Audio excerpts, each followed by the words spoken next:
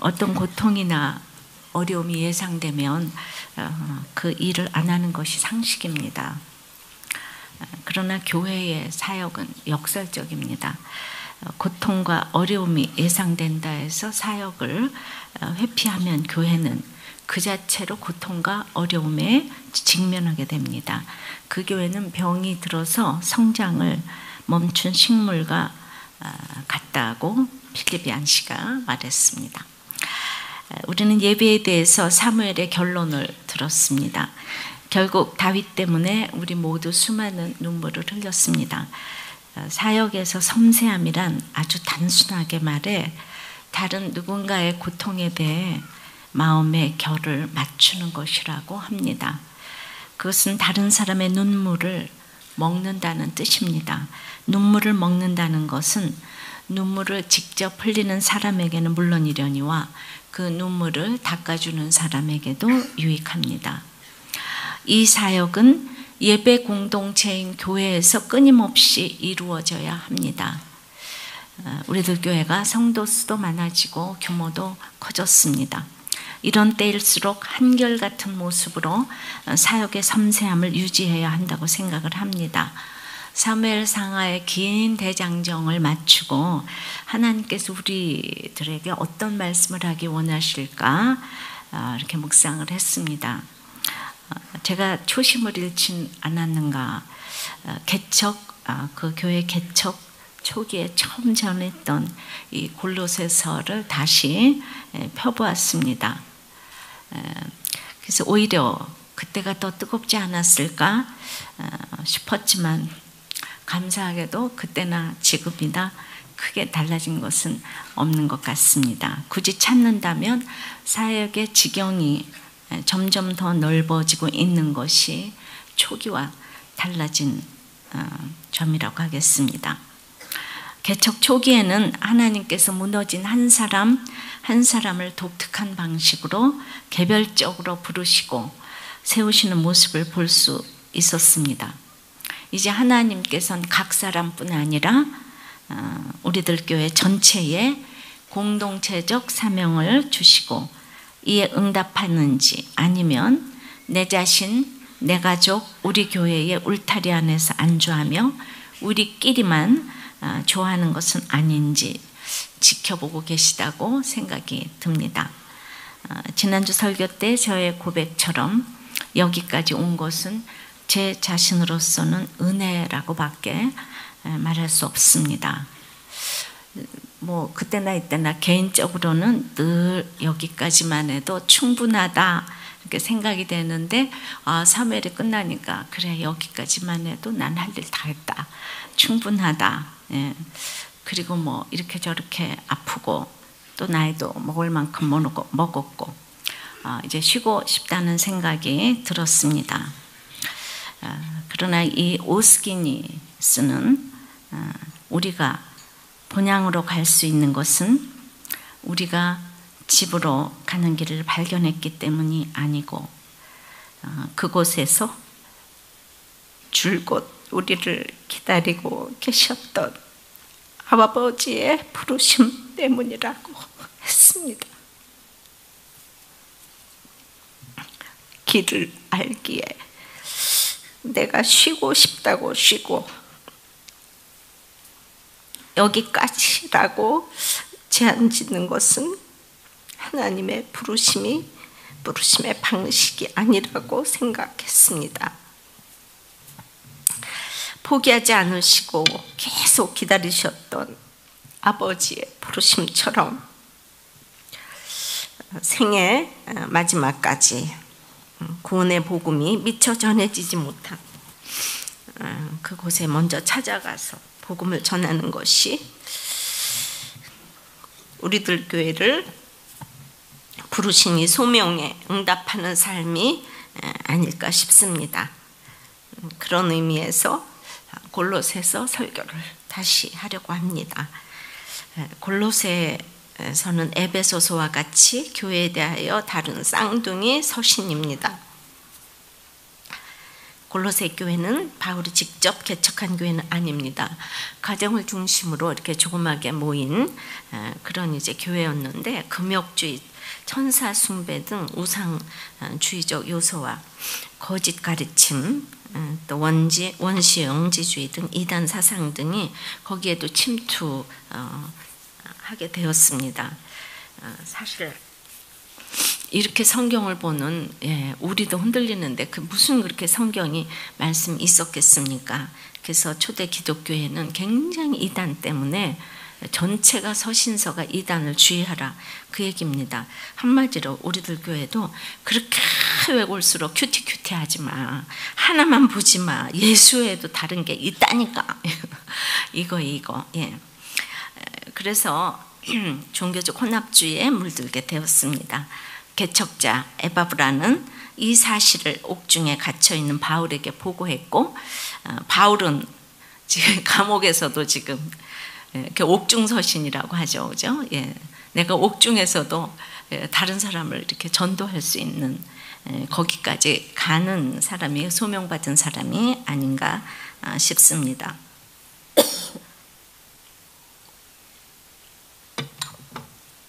오늘날 이 시대에도 수많은 사설들이 난무하지만 오직 그리스도 예수께만 완전함과 탁월하심이 있습니다.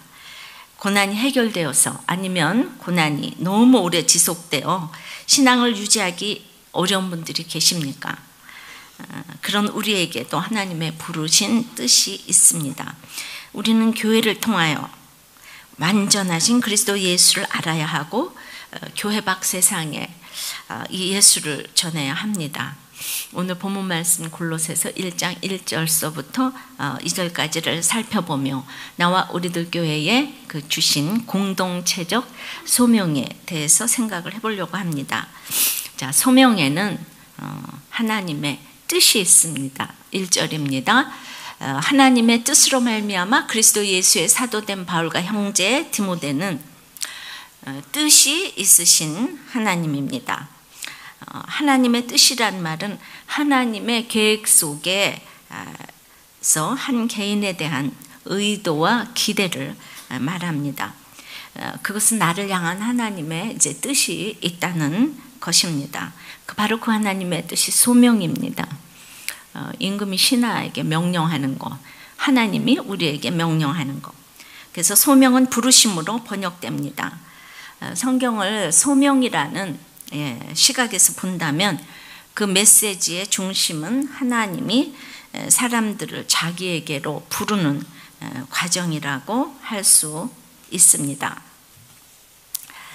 그 오스기니스가 말하기를, 부른다는 것은 이름을 붙인다는 것이고, 이름을 붙인다는 것은 어떤 것을 만들거나 존재하게 한다는 뜻입니다. 그저 이름표를 불러 무언가를 확인하는 의미가 아닙니다. 어떤 것에 창조적으로 이름을 붙이고 부르는 행위는 그것을 만들어내는 것과 같습니다. 하나님이 이스라엘을 부르셨을 때 이스라엘이란 이름을 붙이셨고, 그로 인해 자기 백성으로 제정하시고 창조하셨습니다. 소명이란 현재 우리의 모습 및 행위와 다 관련될 뿐 아니라 하나님의 부르심으로 장차 우리의 될 모습과도 관련됩니다. 구약에서 하나님이 이스라엘을 불러 그분의 백성이 되게 한 것 같이 신약에서 예수님도 자기 제자들을 부르셨습니다. 부르실 때는 개별적인 소명뿐만 아니라 공동체적인 그 소명도 부여하십니다.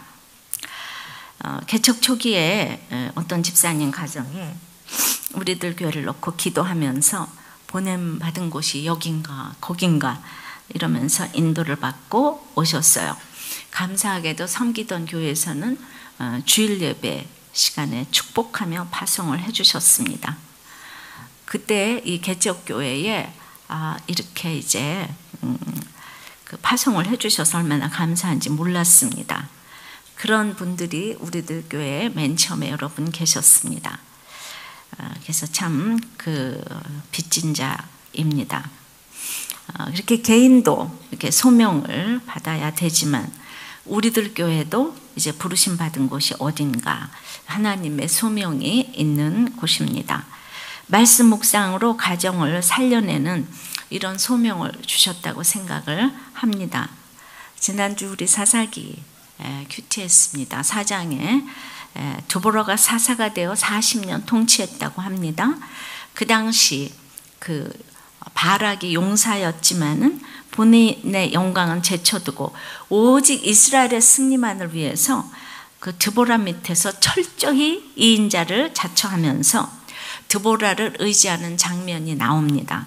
그런데 가나안 장군 이 시스라를 죽인 것은 드보라가 아니라 또 다른 여인 헤벨의 아내 야일이었습니다. 그런데 신약에 히브리서 11장 믿음장에 보니까 드보라도 아니고 야엘도 아니고 시스라를 결국 죽이지도 못한 그 바락이 그 믿음장에 딱 올라가 있더라고요. 왜일까요? 그때나 이때나 정말 여자가 리더십을 가지는 것은 기적 같은 일입니다. 전쟁 없는 태평 시대가 그때도 80년 동안 지속되더니 그 전쟁이 없으니까 이스라엘 남자들이 다 약해지고, 그래서 그 야빈이 쳐들어왔어요. 철병거 900대를 가지고 20년 동안 학대를 견디지 못할 정도가 되었을 때 하나님께서는 여자 사사 드보라를 세우셨습니다. 불같은 성질을 가진 남편 랍비도색에 훈련을 받은 드보라는 종려나무 밑에서 상담하다가 그냥 저절로 사사가 되었습니다. 군대 10,000명을 동원할 수 있는 능력자이며 용사인 바락이 철저하게 드보라를 사사라 세우고 거기에 순종했기에 이제 성경에 그 이름이 올라가지, 성경에 다 올라갔지만 믿음장에 올라가지 않았나 싶습니다. 우리나라를 보아도 그렇습니다. 6.25 전쟁 시대를 지나 지금 태평 시대가 이어지니 남자들은 약해지고 이제 음란으로 도배를 하며 이 때문에 가정이 깨지고 여자들의 또 통곡 소리가 진동을 하고 있습니다. 그래서 저 또한 시대가 이렇게 쓰임 받을 뿐이구나, 이걸 깨달았습니다. 결코 제가 남자보다 나아서가 아니라 남자들을 세우기 위해서 쓰시는 것 같습니다. 구약에서도 여성 지도자는 드보라, 미리암, 훌다 아주 극소수입니다. 제가 목회한다고 해서 제 생각에는 그 여성들이 모두 나가서 목회를 하고자 하는 것은 아니라고 봅니다. 여성의 역할은 남편과 자녀를 믿음의 사람으로 세우는 것이 1차적으로 보입니다. 그러므로 저를 세워주시는 목사님들은 우리들 교회든 아니든 모두 믿음장에 올라가실 줄 믿습니다. 그만큼 여성 리더십을 인정하기가 어렵기에 바락이 올라갔다고 봅니다. 우리들 교회 남성 여러분도 여성 리더십을 인정하셨기에 나중에 천국 가면 저보다 상이 훨씬 크실 줄 믿습니다. 저는 그냥 화장실 옆에도 좋아요. 가기만 하면 될 것 같아요. 근데 지금도 이 여성이 힘든데 그때는 정말 이게 너무 힘든 일인 거예요. 여자는 숫자로 치지도 아니하고 버려도 그냥 물건도 안 되고 이런 시절에 드보라를 세우려니까 정말 바락이 그렇게 세워주지 않았으면 그건 어림도 없는 일이었겠다는 생각이 드는 거예요. 그래서 그게 거의 불가능한 일이었기에 드보라도 또 야엘도 아닌 시스라를 죽이지도 못해, 용사지만은 죽이지를 못했어요. 바락이 찬란하게 믿음장에 올라갔다고 생각합니다. 제가 큐티를 하면서 이런 것이 말씀으로 해석되기 때문에 제 주제를 알게 되는 것입니다. 말씀이 흥황하니 늘 제 갈 길을 알려주신다고 생각합니다. 그래서 바로 이 일이 우리들 교회의 소명입니다. 남자들을 세우고 가정을 세우고, 그래서 저는 우리들 교회여 영원하라 이런 얘기는 안 하겠습니다. 왜냐하면 남자들이 또 세워져야 하니까요. 그냥 시대적으로 그냥 하나님이 저를 잠깐 쓰신다고 생각을 해요. 어떤 것 하나도 하나님의 뜻이 아니면 해서도 안 되고, 뜻이면 어떤 일도 해야 합니다. 가정이나 교회나 나라나 이런 각자의 소명이 있습니다. 적용해 보십시오. 하나님의 뜻으로 부르심 받은 자리는 어디입니까? 하나님의 뜻이라면 기름 부으심이 있을 것입니다. 그 자리가 힘들다면 소명을 다시 생각해 보시기 바랍니다. 소명하면 우리 굉장히 지금 이제 어려운데, 하나님께 부르심 받고 또 소명의 자리로 가고, 거의 구원과 동의어라고 생각하면 되겠습니다. 두 번째는, 그래서 소명에는 동역자가 있습니다. 첫 번째는 하나님의 뜻이라고 했어요. 또 동역자가 있다고 했습니다. 다시 읽습니다. 하나님의 뜻으로 말미암아 그리스도 예수의 사도된 바울과 형제 디모데는, 진정한 소명이라면 형제라 부를 수 있는 동역자를 허락하십니다. 디모데는 터키 남부 루스드라 태생으로 이렇게 배경이 좋지 못했습니다. 어머니는 유대인이었지만 아버지는 헬란이었고, 바울의 동역자가 되기에는 출신이 따르지를 못했어요. 아버지가 헬라인, 얼마나 이방인을 아주 개처럼 무시하는 유대인들이었기 때문에 바울의 제자가 되기에는 너무 멀었습니다. 루스드라도 그렇게 내세울 만한 도시가 아니었습니다. 이런 디모데였는데 1차 전도 여행 때 그리스도인이 된 이후로 한결같이 믿음이 성장하여 바울의 오른팔 역할을 하게 됩니다. 아들로 시작된 디모데가 형제로 불림을 받습니다. 이것은 내 힘이 아니라 하나님의 뜻에 맡기고 하나님이 주시는 힘으로 가르칠 때 이런 믿음의 걸물을 키워낼 수 있음을 보여줍니다. 늘 내 힘으로 하면 생색밖에 날 것이 없습니다. 제가 고등학교 때부터 시작해서 목회하기 전까지 대학에 출강을 했기 때문에 굉장히 오랜 세월 피아노를 가르쳤습니다. 피아노를 잘 가르쳤는지 모르지만 내가 피아노는 잘 가르쳤지요. 잘 가르쳤는지 모르지만 내가 진정한 제자를 키워냈는가 생각해 보면 별로 자신이 없습니다. 다 여자 제자들이어서 그런지 모르겠는데 그 많은 학생을 가르쳤어도 스승의 날에 뭐 한두 명 제자 전화를 할까 말까, 그럽니다. 전적으로 제 삶의 결론이라고 생각합니다. 근데 돈을 적게 받건 많이 받건 이게 돈 받고 가르쳤기 때문에 그것이 결론이 아닌가 하는 생각이 듭니다. 근데 성경을 가르치면서 돈을 받지 않아도 이렇게 기쁜 일이 있다는 것을 알게 되었습니다. 돈을 하나도 안 받고 가르치는데 하루 종일 떠들어도 기뻤습니다. 이것이 소명입니다.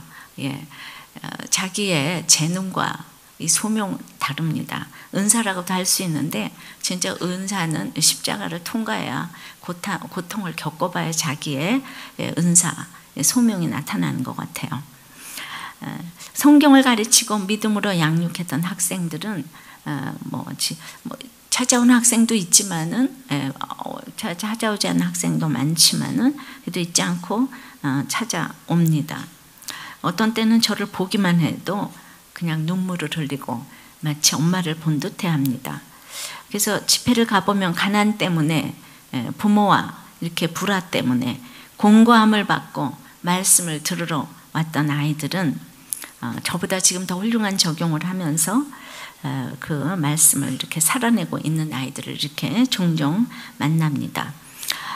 또 우리 교회 일꾼이 된 것을 소명으로 여기고 교회와 저의 목회를 섬기고 있는 제자도 있습니다.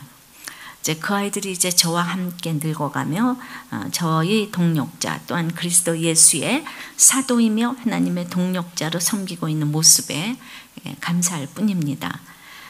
사실 제 고난이 얼마나 세면 피아노 선생을 내려놓을 수 있었겠습니까? 돈이나 잘 받고 편안하게 잘 살다가 갈 수도 있었죠. 이건 특별히 우리 부모님 또 남편 다 돌아가신 뒤에 저는 이렇게 학교에 나갈 수 있었기 때문에 교회도 알맞게 나가서 성가대 반주도 하면 알맞게 다들 칭송할 테고 그냥 충분히 그렇게 살아도 되는데 제가 소명을 찾기 전에 또 함께 놀던 부류는 절대로 디모데 같은 부류가 아니었습니다. 아시죠? 하지만 인생의 목적이 그것이 다가 아니라는 걸 알았기 때문에 정말 불가항력적인 은혜로 세상 행복을 추구하는 삶을 이렇게 내려놓게 하셨습니다. 인간이 잘 먹고 잘 살고 행복한 삶을 원하는 것은 전혀 잘못이 아닙니다. 그러나 이제 하나님을 제쳐놓고 우리가 추구하고자 하는 것에서 그 행복을 발견할 것이라고 생각하면 이제 그것이 오산이라는 것이죠. 이제 인생을 살아봐야 이제 그걸 알게 되는데 우리 자체가 너무 불완전하기 때문에 끊임없이 우리를 완전하게 그 만들어줄 그 무엇이 있다고 생각을 하면은요, 그것은 우리가 그냥 원하는 거 이상도 이하도 아니라는 것이. 내가 불완전하기 때문에 내가 원하는 건 다 불완전하다 이겁니다. 이게 쉽게 말하면 내가 불완전해요. 불완전한 내가 원하는 건 다 불완전하다 이렇게 아시면 됩니다.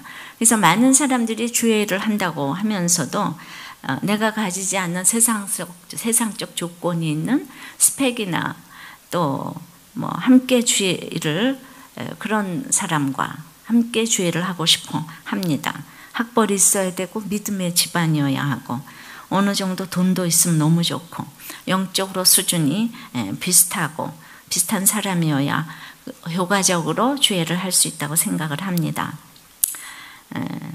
하나님은 우리를 그분의 수준에까지 끌어올려서 동역자로 부르시지 않았습니다. 그 일들을 알게 되기까지 수많은 시행착오를 겪었다고 생각합니다. 하나님께서는 더 이상 떨어질 곳도 없다고 부르짖는 내 인생의 밑바닥 수준으로 내려오셔서 나를 이끌어 주셨습니다. 사랑의 본질은 상대방의 가치와 상관없이 사랑하는 것입니다. 하나님의 사랑이 나를 그렇게 불러주셨고 더 나아가 그리스도 예수의 사도로 또 형제와 동력자로 인정해 주십니다.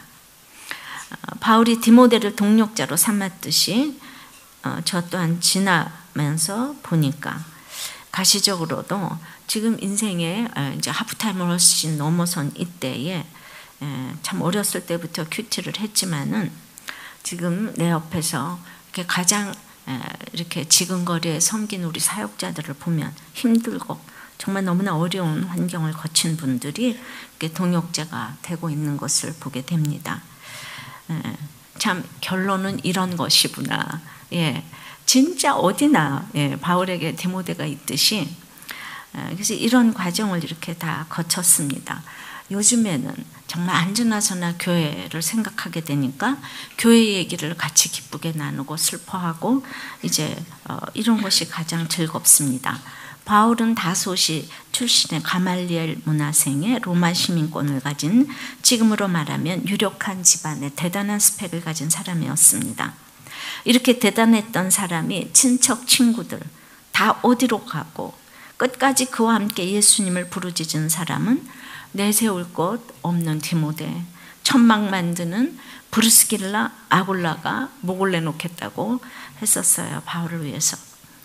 제 태생은 도저히 그럴 수가 없는데 저의 학력과 경력과 뭐 알량한 지식이지만은 모든 것을 떠나서 정말 같은 것에 기뻐하고 슬퍼하고 웃고 울고 할 수 있는 지체가 생겼다는 것, 이것이 기적이라고 생각을 합니다.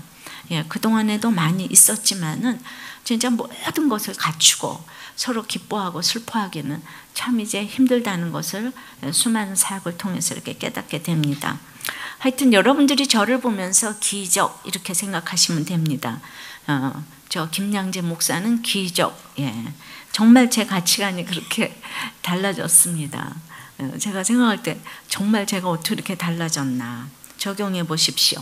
소명의 자리에 함께할 동력자, 형제가 있습니까? 있다면 누굽니까?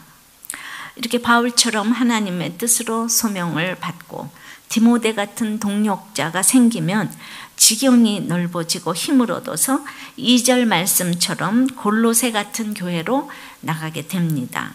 자, 세 번째는 그래서 소명에는 차별이 없습니다. 그러니까 디모데도 차별이 없지만 그 더 지경이 한 사람에게 차별이 없는 사람이 골로새 교회 같이 이렇게 공동체적으로 또 차별 없는 그 교회를 찾아가는 것입니다. 2절입니다. 골로새에 있는 성도들 곧 그리스도 안에서 신실한 형제들에게 편지하노니. 자, 골로새 교회는 어떤 교회입니까? 터키 서남쪽 리쿠스 계곡에 위치하고 있는데 에베소에서는 160km 정도 떨어진 브리기아 지방이 있었습니다. 자연 경관이 뛰어났고 아주 비옥한 곳이었습니다. 우리가 잘 아는 라오디게아 교회가 거기서 19km 떨어져 있었고 히에라볼리는 21km가 이제 떨어진 그런 자리에 위치하고 있었습니다. 처음에는 이 도시, 세 도시가 같이 성장을 했습니다. 그런데 교회 역사학자 유세비우스에 의하면은 AD 60년, 61년경에 가공할 만한 지진이 골로새 지방을 덮쳤다고 합니다. 그래서 그 라오디게아, 히에라볼리로 이주를 하고 졸지에 골로새 교회는 삼류로 이렇게 삼류 도시로 이렇게 전락을 했습니다. 이렇게 보통 이제 힘들어지면은 그 신흥 이단들이 판을 칩니다. 내 힘든 환경을 잊어버리고 싶어서 대부분 기복이나 이단으로 가게 되어 있습니다. 현실을 직면하기 싫어합니다. 씀씀이를 줄이고 열심히 사는 거 이런 거 아주 하기 싫어합니다. 나의 명예를 잃기 싫고 내가 그러려면 아주 죽는다.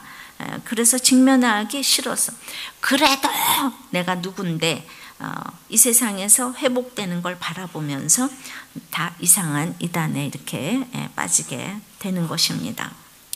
저는 진짜 하나님께 택함 받은 사람은 절대로 이단에 가지 않는다고 생각합니다. 다 욕심 때문에 가는 것이라고 생각합니다. 그 시대의 부유한 도시였던 라오디게와 히에라볼리는 그 당시는 좋았을는지 모릅니다. 하지만 계시록에서 차지도 덥지도 않은 그 라오디게아를 토해내리라.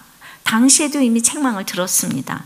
근데 골로새 교회는 지진으로 갑자기 삼류 도시가 되었지만은 힘들었기 때문에 확대감만으로 부르짖어서 간절히 하나님을 사모하게 되어서 2000년이 지난 지금 성경에서 언급하는 교회가 되었습니다. 그래서 소명이 있다면 디모데 같은 사람, 골로새 같은 교회 같은 사람을 찾아가서 차별 없이 전하고 또 가르쳐야 합니다. 뭐 우리가 남에게까지 갈 거 뭐 있겠습니까? 당장 내 자녀부터 차별을 합니다. 아들, 딸을 출가시킨 어떤 부인에게 이웃이 물었습니다. 따님은 어떤 사람하고 결혼했나요? 예, 물었더니 아주 눈물까지 글썽거리면서 너무 좋은 사이를 얻었어요. 우리 사위는 딸이 늦게까지 자도 아무 소리 안 하고 혼자 밥 챙겨 먹고 나가고 딸이 외출도 자유롭게 한다지 뭡니까? 게다가 저녁마다 외식을 한대요. 너무 좋은 사위를 얻었어요.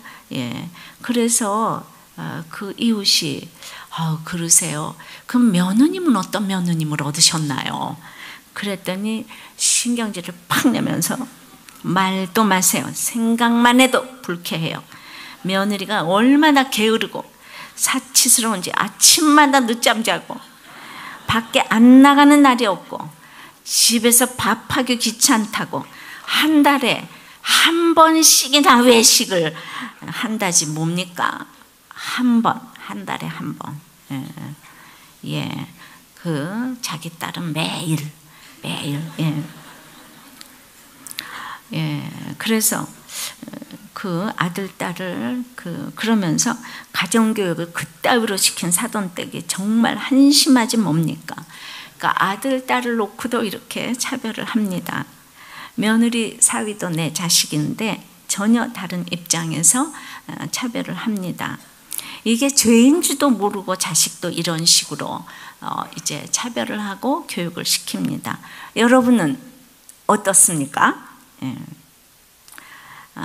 저는 이렇게 사위를 징계했는데 제가 차별해서 저도 차별해서 징계했을까요?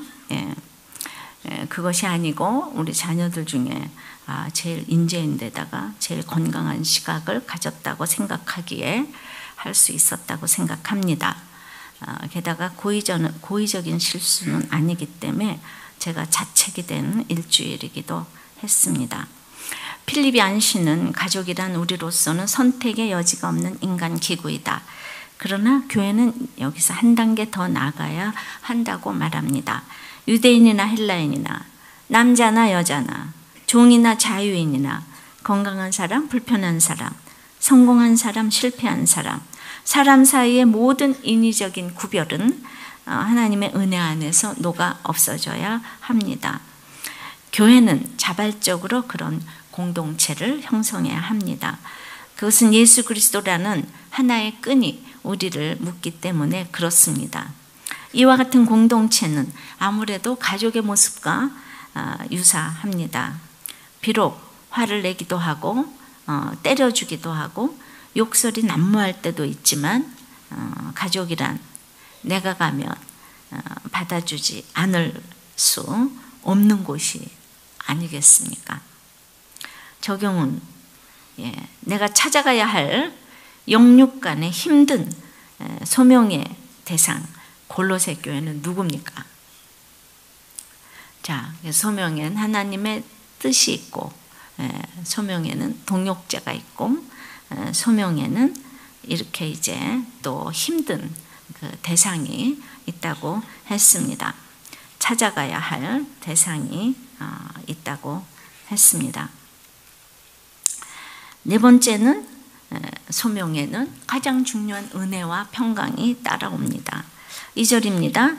그리스도 안에서 신실한 형제들에게 편지하노니 우리 하나님 아버지 하나님으로부터 은혜와 평강이 너희에게 있을지어다. 은혜와 평강이라는 단어를 바울 사도가 잘 쓰는데 은혜는 카리스라는 헬라어로 헬라식 인사이고요. 평강은 샬롬이라는 히브리식 인사입니다.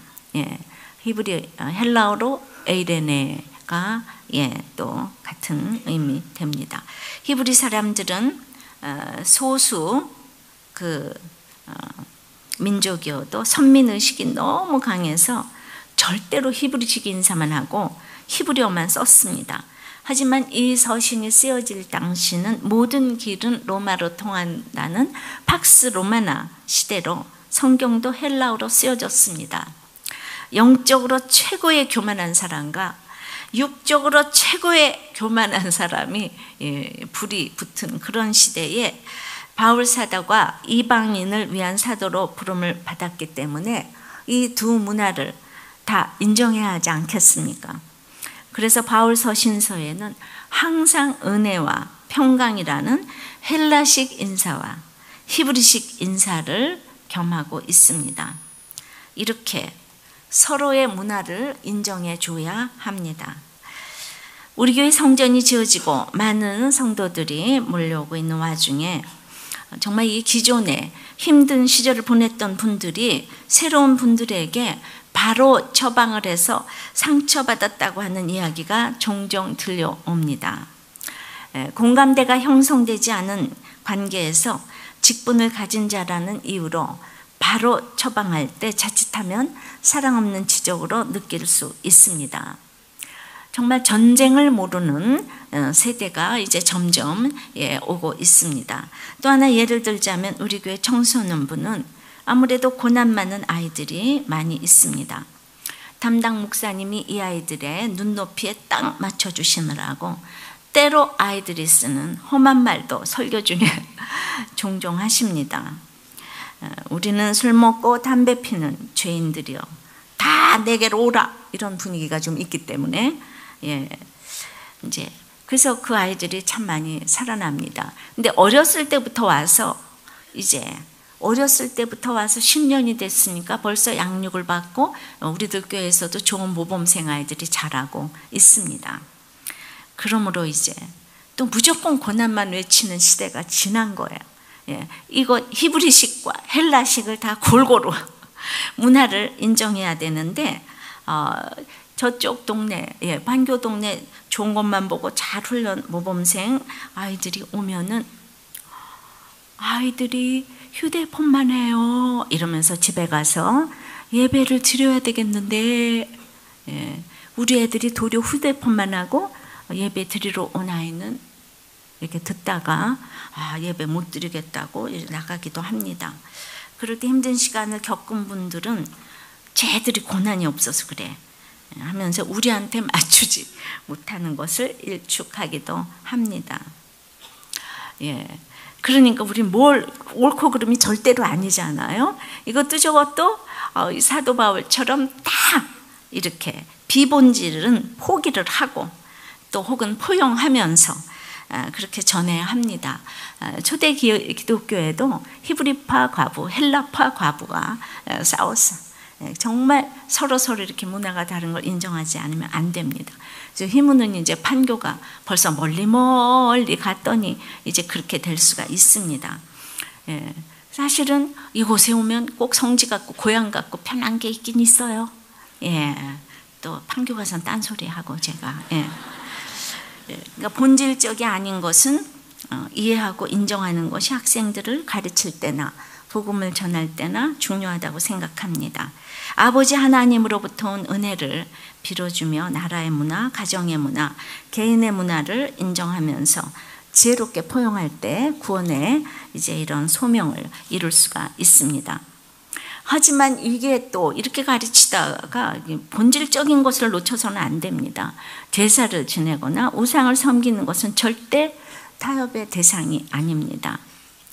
예, 많은 분들이 치리에 대해서 궁금해했습니다. 예, 교회는 세례와 성찬과 치리, 아주 이게 교회 요성의 교회 구성의 3요소가 이것입니다. 근데 우리들 교회는 참 세례를 많이 베풉니다. 성찬은 아다시피 건물이 없고 시간이 없어서 주일도 3부 예배까지만 쓰고 드려야 되기 때문에 그렇지만 그 마음은 우리 있었습니다. 근데 요즘 교회에 없는 그 가장 특별한 것은 치리가 있다는 것입니다. 치리하면 교회를 다 떠나는 것이 요즘의 형태입니다. 근데 우리들 교회는 청년들도 평신도들도 사역자들도 차별 없이 치리를 해왔습니다. 목사님들이 저 치리 받았는데 이런 얘기 들으셨을 것입니다. 평신도는 돈 문제, 여자 문제가 있으면 치리를 했습니다. 있으면 먹고 없으면 금식하고 죽으면 천국 가자라는 이 방주의 원칙을 지키지 않고 교인들끼리 돈을 꿔주거나 꾸거나 할 때 치리를 했습니다. 여자 문제를 늘 오픈하는 교회이지만 리더십이 된 이후에 오픈할 때는 또 치리를 했습니다. 사역자들은 이거보다 훨씬 수준이 높잖아요. 도덕적 문제, 윤리적 문제, 그건 뭐 또 안 걸리겠죠. 뭐 걸릴 수도 있겠지만 우리들 교회의 예배와 복음에 위배된다고 생각할 때 치리를 했습니다. 겉으로 드러나는 실수보다도 진심으로 성도들에게 관심이 없고 사랑하지 않고 이제 말 실수를 한다든지 이렇게 본질적인 것에 대해서 치리를 했습니다. 그 징계 정도를 모두 우리는 그냥 보통은 회사 같으면 뭐 감봉이 있고 징계가 있고 치리가 있고 이러는데 우리 모두가 그냥 치리 하나밖에 몰라요. 그래서 모두를 그냥 치리라고 표현을 하면서 권징이 살아있는 교회가 되게 하셨습니다. 그렇게 해왔는데 공개적으로는 우리 이 목사가 처음인 것 같습니다. 자기 열심이 많았다고 고백한 이 목사님이 이 공개적으로 한 이것을 잘 감당하도록 여러분들 기도 많이 해주시기 바랍니다. 그런데 놀라운 것은 그동안 치리받은 모든 분들이 거의 교회를 떠나지 않았다는 것입니다. 너무 감사하지 않습니까? 예, 한두 명 한 게 아닙니다. 그죠? 그냥 우린 유행이 치리입니다. 예, 지금까지 우리들 교회는 그래서 그것이 다른 교회에 치료하는 다른 수위라고 생각은 합니다. 그럼 치료의 내용이 뭔가? 몇 가지 직임을 내려놓고 또 이제 감봉하고 설교를 잠시 쉬고 자숙하는 것입니다. 그래서 그것이 꼭 큰 것보다도 7이라는 표현만 들어도 그것 자체로 기함을 해서 훈련이 되는 것 같습니다. 교회를 신뢰하기에 7일을 다들 감사함으로 받는 것 같습니다. 골로새서의 교회론을 다시 읽으면서 10년이 넘는 동안 정말 본질을 훼손하지 않으려고 울며 애통하며 왔습니다. 그래서 이단들이 들어왔다가도 7길로 도망가는 줄을 믿습니다. 나는 할 수 있는 것이 하나도 없는데 큐티를 통하여서 정말 그냥 원칙을 지키려고 그냥 무조건 노력하다 보니까 그것이 감사하게도 사랑으로 느껴지셔서 그것 때문에 이렇게 이제 교회를 떠나시고 이런 분이 없어서 너무 감사합니다. 적용해 보십시오. 본질 때문에 비본질을 포기 혹은 허용하십니까? 비본질 때문에 본질을 포기하십니까? 소명을 이루기 위해서 은혜와 평강이 있기 위해서 그 두 번째는 모든 것을 하되 하나님과 연관시켜서 전해야 합니다. 이것이 가장 중요한 오늘의 결론입니다. 우리가 말을 해도 어디를 가도 모두 하나님과 연관이 되어야 합니다. 이제 1절, 2절 다시 읽어보면 하나님의 뜻으로 말미암아 그리스도 예수의 사도가 되었다고 했습니다. 골로새에 있는 성도들도 그리스도 안에서 신실하다고 했습니다. 은혜와 평강도 우리 아버지 하나님으로부터 온다고 했습니다. 바울은 하나님 빼면 얘기가 안 됩니다. 여러분들 이걸 광신이라고 생각하십니까? 우리가 어떤 사실을 평가할 때 다 자기 생각대로 합니다. 과학자는 과학적인 관점에서, 경제학자는 돈으로, 돈 관점에서, 심리학자는 심리학적 관점에서 평가를 하고, 다 자기 세계관, 가치관을 최고로 여기고 갑니다. 교회도 자유주의 신학이 있고 해방 신학이 있고 그런 교회는 날마다 노동운동, 민중운동만 또 외칩니다. 그래서 복음이라는 건 얼마나 분별을 잘해야 하는지 모릅니다. 학교에서나 교회에서나 하나님을 중심으로 가르치는 것이 너무나도 중요하다는 건 아무리 강조해도 지나치지 않습니다. 특별히 어렸을 때부터 하는 건 너무 중요합니다. 우리들 교회가 엄마와 함께하는 큐티와 어린이 큐티, 청소년 큐티가 작년 큐티인과 이제 같은 본문으로 나오는 것은 정말 이거 나와서 이쁘죠? 핑크? 그래서 하나님 중심으로 양육받는 최고의 가정이라고 생각합니다. 이런 양육을 통해서 그 한 사람의 소명을 받게 하는 것이 너무나 중요하다고 생각합니다. 그래서 적용은 여러분이 모든 것을 하나님과 이제 연관시켜서 하고 있습니까?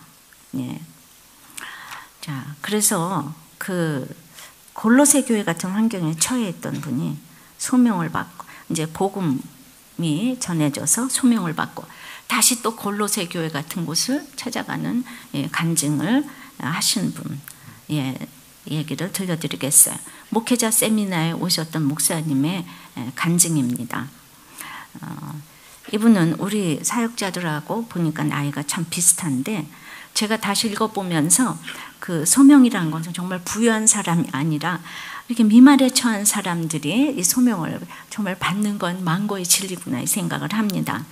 이분은 너무나도 이 시골에서 20가구 정도가 고작인 마을에서 이제 그냥 제사, 동네 제사, 시제까지 앞장서서 하시는 아버지와 같이 이제 살면서 날이면 날마다 술 주사, 밥상을 띄웠고 구타하고 칼 들고 나와서 죽이니 살리니 이것을 날마다 봤다는 거예요. 그리고 이제 싸움이 더 치열하게 된 계기가 넷째 누님이 굶어 죽으면서부터였는데 이게 우리 아들 나이하고 비슷한데 그래서 그때부터 더욱 심해진 의처증, 알코올 중독, 아버지 모두가 뭐 망할 것도 없는데 더 망해서 모두 집이 뿔뿔이 흩어졌다고 합니다. 여러분들 시골 너무 좋아하지 마세요. 20가구밖에 없는데 여기서 이렇게 날마다 싸운대요. 우리는 나중에 노후에 시골 가서 농사 짓고 살아야지. 젊은 사람도 못 짓는데 여러분들이 무슨 힘으로 농사를 짓겠습니까? 그래가지고 자기는 큰 집으로 보내줬는데 그 큰 형이 자기 집 바깥 돈을 축낸다고 시간을 정해놓고 이 5살부터 간 자기를 지게작대기 회초리 허리대로 시간 정해놓고 구타를 했습니다.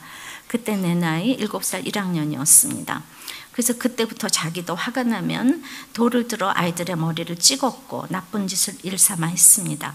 가출을 밥 먹듯 했습니다. 7살 나이에 일주일, 2주일씩 여러 번 가출을 했으며 길바닥 기차역 버스 대합실 심지어 경찰서에 가서 밥을 얻어먹기도 했습니다. 오로지 엄마가 보고 싶었습니다. 근데 5학년쯤에 다시 우리 가족은 합쳐지게 됐습니다. 기쁨보다는 다시 시작되는 아버지의 구타, 술주정, 싸움의 반복이었고 아버지는 인생이 괴롭다며 쥐약을 3번 드셨지만 매번 살아나셨습니다. 사실 나는 죽기를 바랐습니다. 그랬는데 하루는 온 집과 자기 몸에 석유를 뿌리고 죽는다고 그랬는데 불만 나고 집주인이 달려와서 말리는 바람에 또 살아났습니다. 이렇게 알코올 중독에 빠진 아버지에게 간경화 말기 폐에 문제가 있어서 이제 6개월 정도 산다는 병원의 진단이 떨어졌습니다. 날마다 시름시름 하던 아버지 입에서 당신 교회나 나가보지 라는 말을 들었습니다. 그때까지 나는 그 아버지가 얼마나 죽기를 바랬는지 모릅니다. 사춘기가 지나고 고등학생이 되면 나는 때렸던 사촌형과 아버지를 죽이리라 생각하며 초등학교 시절부터 칼을 품고 다녔고 그리고는 죽고 싶었던 나는 칼로 자해를 시도하기도 했던 터라 아버지가 죽는 게 당연하다고 생각을 했습니다. 그런데 어머니가 교회를 나가셨습니다. 근데 얼마 지나지 않아 목사님이 다녀가셨습니다. 이게 중요해요. 목사님은 참 신방을 가셔야 되겠어요. 그런데 이상하게 약도 병원도 가지 않았던 아버지가 점차 차도를 보이기 시작했어요. 이게 중요해요. 결국 당신도 교회를 나가기 시작했습니다. 우상숭배, 시제, 정말 사주팔자 이거 신봉하는 아버지가 서리 집사 직분을 받으며 끊지 못했던 담배와 술을 완전히 끊으셨습니다. 이제 그 후로 매주 나를 전도하기 위해서 학생부를 하는 아이들이 찾아왔습니다. 이제 3박 4일을 자기가 끌려갔는데 자기가 가서 첫 번째 한 기도는 당신이 있으면 나타나봐 있다며 하는 것이 나의 최초의 기도였습니다. 그런데 그곳에서 예수 그리스도를 구주로 영접하게 되었습니다.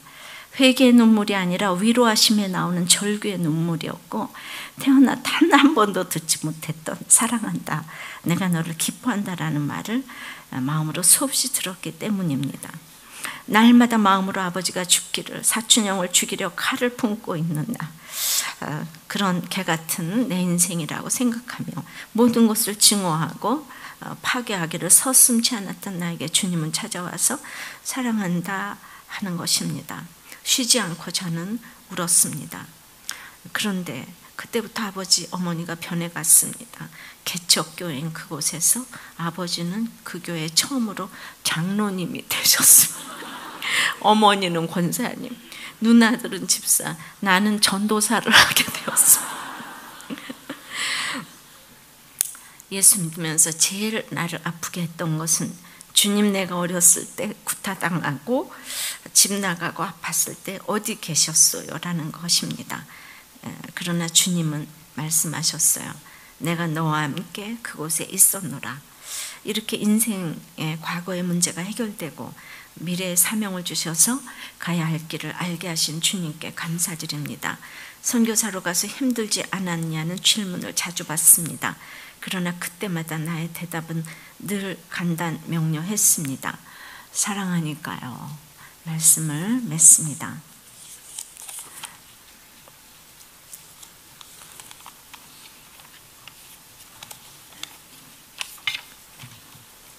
소명의 자리에 하나님의 뜻으로 부르심 받은 자리는 어디 있습니까? 하나님의 뜻이라면 기름 부으심이 있을 것입니다. 소명의 자리에 함께할 동력자, 형제가 있습니까? 내가 찾아가야 할 힘든 소명의 대상 골로새 교회는 누굽니까? 소명에는 은혜와 평강이 반드시 따라옵니다.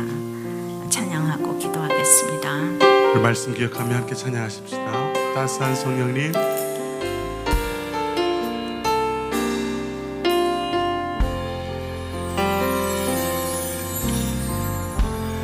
따스한 성령님,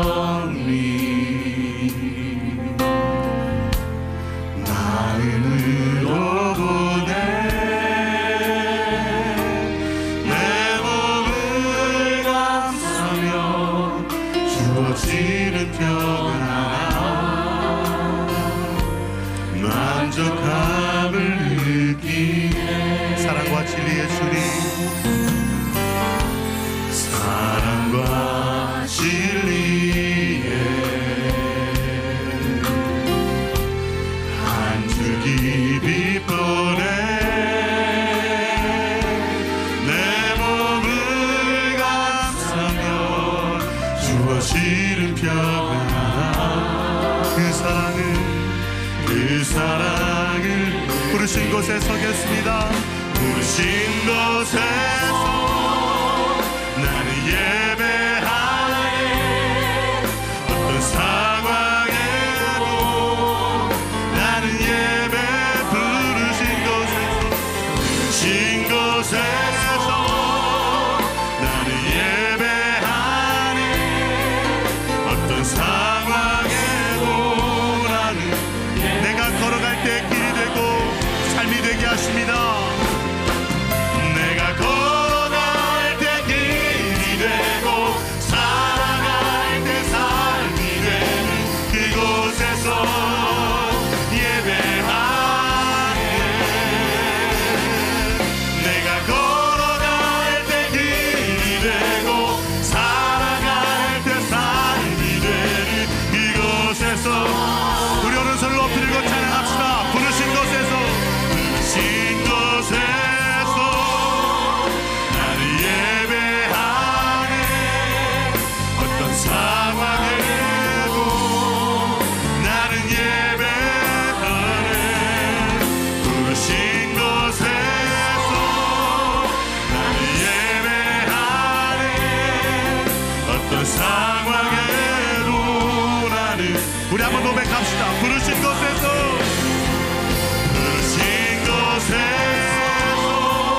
나를 예배하네. 어떤 상황에도 나를 예배하네. 부르신 곳에서 나를 예배하네. 어떤 상황에도 나를 예배하네. 여러분들이 하나님의 뜻으로 부르심 받은 자리가 어딥니까? 교회 안에서조차 차별을 일삼고 있는 내 모습을 보게 해달라고 기도하시고, 목장 모임을 하면서도 목원 각자의 상황을 포용하고 이해하지 못하는 우리들의 모습을 회개하기를 원합니다. 상대방을 이해하기 원한다고 하면서도 철저히 하나님 중심에 서 있지 못하고 타협하는 우리를 불쌍히 여겨달라고 기도하시고, 이 본질 때문에 비본질을 포기하고 비본질 때문에 본질을 포기하는 일이 없도록 모든 것을 하나님과 연관시켜서 오직 전하기를 원하며, 이 목사님들이 와서 이렇게 자기 이 아픈 마음을 정말 어떻게 내어놓을 수 있겠습니까? 우리들 교회 주시는 이 공동체적 소명을 위해서 정말 우리들 교회가 잘 걸어가기를 원한다고, 나의 소명이 교회의 소명이 되기를 원한다고 다 같이 기도하겠습니다. 아버지 하나님, 오늘 하나님의 부르심이 하나님의 뜻이라고 합니다. 하나님의 뜻으로 부르심을 받고 소명을 받고 여기까지 왔다고 생각이 되는데, 하나님께서는 저에게 책임 물으실 일이 아직도 많이 있는 것 같습니다.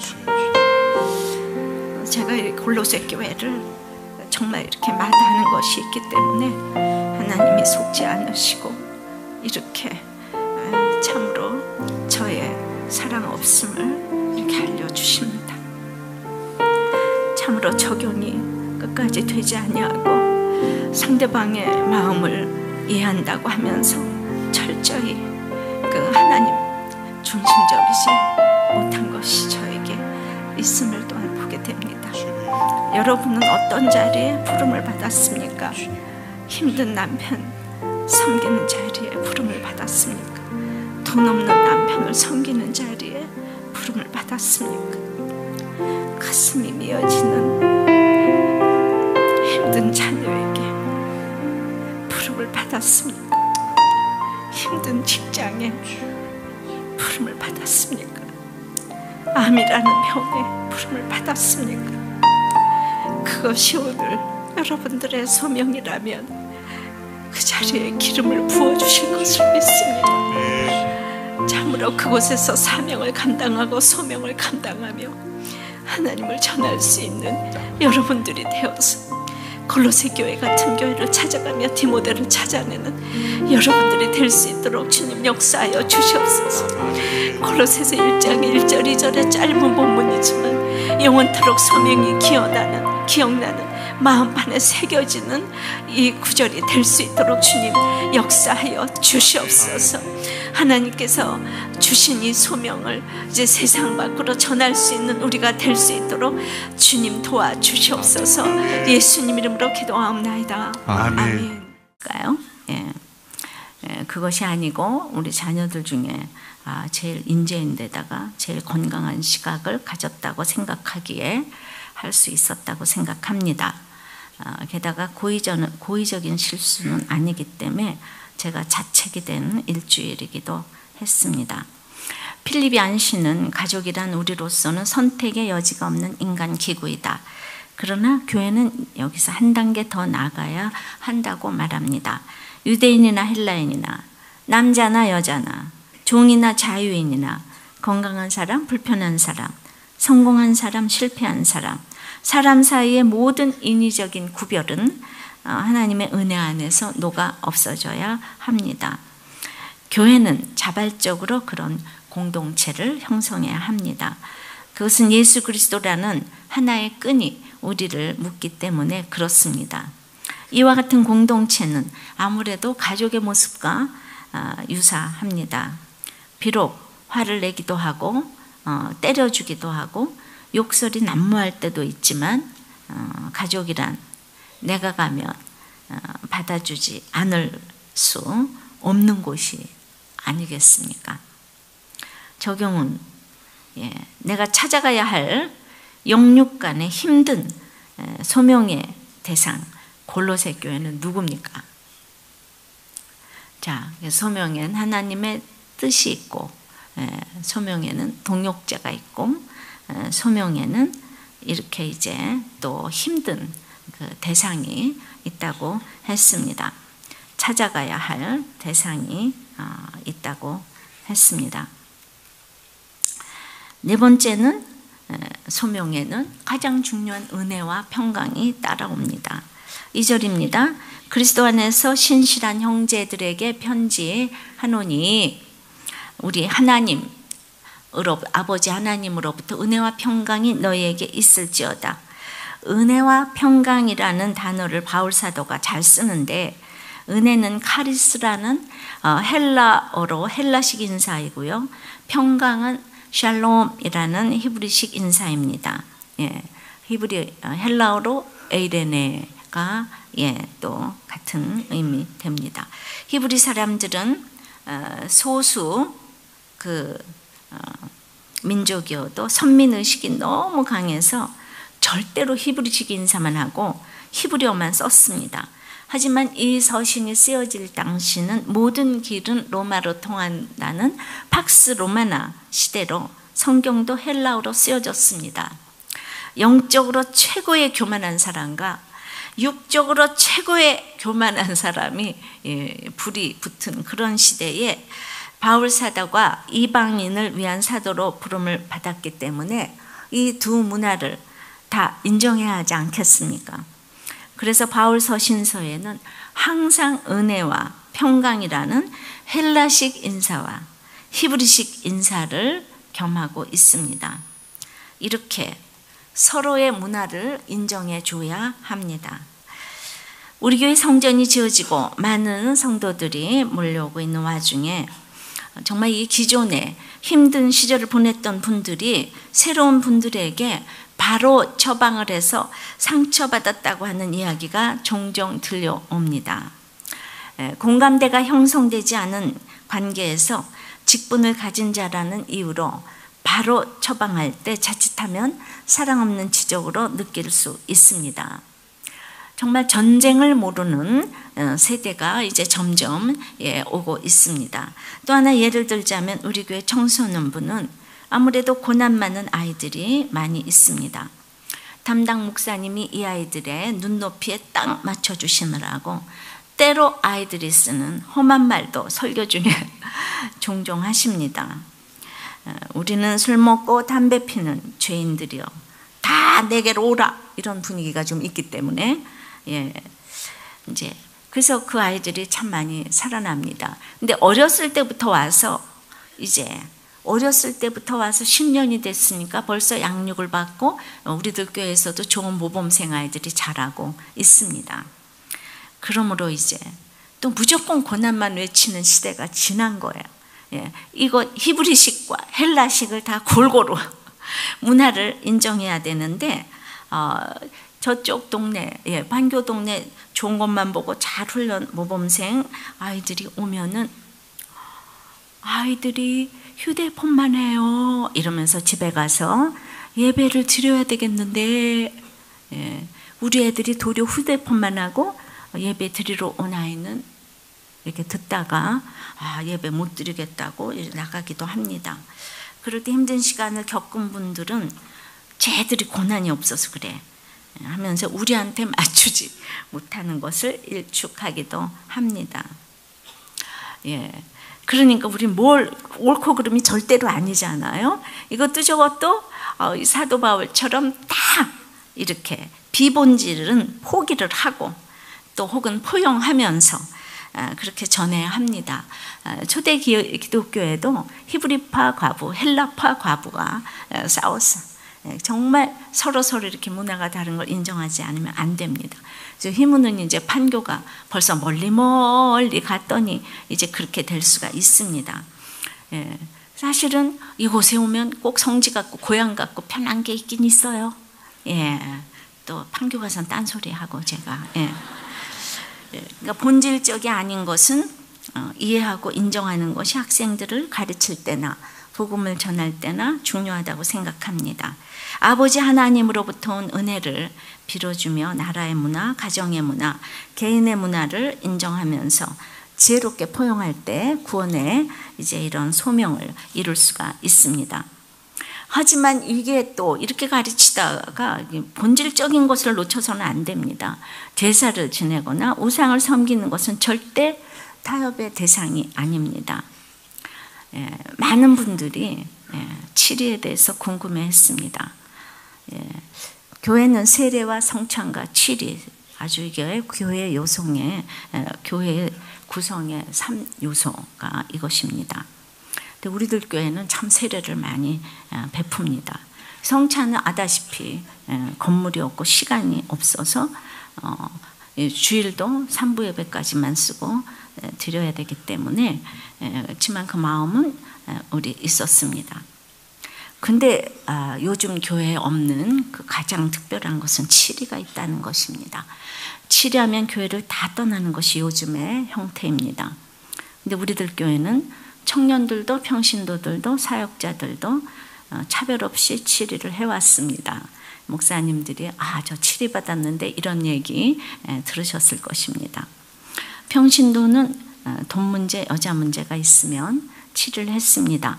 있으면 먹고 없으면 금식하고 죽으면 천국 가자라는 이 방주의 원칙을 지키지 않고 교인들끼리 돈을 꿔주거나 꾸거나 할 때 7위를 했습니다. 여자 문제를 늘 오픈하는 교회이지만 리더십이 된 이후에 오픈할 때는 또 7위를 했습니다. 사역자들은 이거보다 훨씬 수준이 높잖아요. 도덕적 문제, 윤리적 문제, 그건 뭐 또 안 걸리겠죠. 뭐 걸릴 수도 있겠지만 우리들 교회의 예배와 복음에 위배된다고 생각할 때 7위를 했습니다. 겉으로 드러나는 실수보다도 진심으로 성도들에게 관심이 없고 사랑하지 않고 이제 말 실수를 한다든지 이렇게 본질적인 것에 대해서 7위를 했습니다. 그 징계 정도를 모두 우리는 그냥 보통은 회사 같으면 뭐 감봉이 있고 징계가 있고 치리가 있고 이러는데 우리 모두가 그냥 치리 하나밖에 몰라요. 그래서 모두를 그냥 치리라고 표현을 하면서 권징이 살아있는 교회가 되게 하셨습니다. 그렇게 해왔는데 공개적으로는 우리 이 목사가 처음인 것 같습니다. 자기 열심이 많았다고 고백한 이 목사님이 이 공개적으로 한 이것을 잘 감당하도록 여러분들 기도 많이 해주시기 바랍니다. 그런데 놀라운 것은 그동안 치료받은 모든 분들이 거의 교회를 떠나지 않았다는 것입니다. 너무 감사하지 않습니까? 예, 한두 명 한 게 아닙니다. 그죠? 그냥 우린 유행이 치료입니다. 예, 지금까지 우리들 교회는 그래서 그것이 다른 교회 치료하는 다른 수위라고 생각은 합니다. 그럼 치료의 내용이 뭔가? 예, 몇 가지 직임을 내려놓고 또 이제 감봉하고 설교를 잠시 쉬고 자숙하는 것입니다. 그래서 그것이 꼭 큰 것보다도 7이라는 표현만 들어도 그것 자체로 기함을 해서 훈련이 되는 것 같습니다. 교회를 신뢰하기에 7일을 다들 감사함으로 받는 것 같습니다. 골로새서의 교회론을 다시 읽으면서 10년이 넘는 동안 정말 본질을 훼손하지 않으려고 울며 애통하며 왔습니다. 그래서 이단들이 들어왔다가도 일곱 길로 도망가는 줄을 믿습니다. 나는 할 수 있는 것이 하나도 없는데 큐티를 통하여서 정말 그냥 원칙을 지키려고 그냥 무조건 노력하다 보니까 그것이 감사하게도 사랑으로 느껴지셔서 그것 때문에 이렇게 이제 교회를 떠나시고 이런 분이 없어서 너무 감사합니다. 적용해 보십시오. 본질 때문에 비본질을 포기 혹은 허용하십니까? 비본질 때문에 본질을 포기하십니까? 소명을 이루기 위해서 은혜와 평강이 있기 위해서 그 두 번째는 모든 것을 하되 하나님과 연관시켜서 전해야 합니다. 이것이 가장 중요한 오늘의 결론입니다. 우리가 말을 해도 어디를 가도 모두 하나님과 연관이 되어야 합니다. 이제 1절, 2절 다시 읽어보면 하나님의 뜻으로 말미암아 그리스도 예수의 사도가 되었다고 했습니다. 골로새에 있는 성도들도 그리스도 안에서 신실하다고 했습니다. 은혜와 평강도 우리 아버지 하나님으로부터 온다고 했습니다. 바울은 하나님 빼면 얘기가 안 됩니다. 여러분들 이걸 광신이라고 생각하십니까? 우리가 어떤 사실을 평가할 때 다 자기 생각대로 합니다. 과학자는 과학적인 관점에서, 경제학자는 돈으로, 돈 관점에서, 심리학자는 심리학적 관점에서 평가를 하고, 다 자기 세계관, 가치관을 최고로 여기고 갑니다. 교회도 자유주의 신학이 있고 해방 신학이 있고 그런 교회는 날마다 노동운동, 민중운동만 또 외칩니다. 그래서 복음이라는 건 얼마나 분별을 잘해야 하는지 모릅니다. 학교에서나 교회에서나 하나님을 중심으로 가르치는 것이 너무나도 중요하다는 것 아무리 강조해도 지나치지 않습니다. 특별히 어렸을 때부터 하는 건 너무 중요합니다. 우리들 교회가 엄마와 함께하는 큐티와 어린이 큐티, 청소년 큐티가 작년 큐티인과 이제 같은 본문으로 나오는 것은 정말 이거 나와서 이쁘죠? 핑크? 그래서 하나님 중심으로 양육받는 최고의 가정이라고 생각합니다. 이런 양육을 통해서 그 한 사람의 소명을 받게 하는 것이 너무나 중요하다고 생각합니다. 그래서 적용은 여러분이 모든 것을 하나님과 이제 연관시켜서 하고 있습니까? 자, 그래서 그 골로새 교회 같은 환경에 처해 있던 분이 소명을 받고 이제 복음이 전해져서 소명을 받고 다시 또 골로새 교회 같은 곳을 찾아가는 간증을 하신 분 얘기를 들려드리겠어요. 목회자 세미나에 오셨던 목사님의 간증입니다. 이분은 우리 사역자들하고 보니까 나이가 참 비슷한데 제가 다시 읽어보면서 그 소명이라는 것은 정말 부유한 사람이 아니라 이렇게 미말에 처한 사람들이 이 소명을 정말 받는 건 만고의 진리구나 이 생각을 합니다. 이분은 너무나도 이 시골에서 20가구 정도가 고작인 마을에서 이제 그냥 제사, 동네 제사, 시제까지 앞장서서 하시는 아버지와 같이 이제 살면서 날이면 날마다 술 주사, 밥상을 띄웠고 구타하고 칼 들고 나와서 죽이니 살리니 이거를 날마다 봤다는 거예요. 그리고 이제 싸움이 더 치열하게 된 계기가 넷째 누님이 굶어 죽으면서부터였는데, 이게 우리 아들 나이하고 비슷한데, 그래서 그때부터 더욱 심해진 의처증, 알코올 중독, 아버지 모두가 뭐 망할 것도 없는데 더 망해서 모두 집이 뿔뿔이 흩어졌다고 합니다. 여러분들 시골 너무 좋아하지 마세요. 20가구밖에 없는데 여기서 이렇게 날마다 싸운대요. 우리는 나중에 노후에 시골 가서 농사 짓고 살아야지. 젊은 사람도 못 짓는데 여러분들이 무슨 힘으로 농사를 짓겠습니까?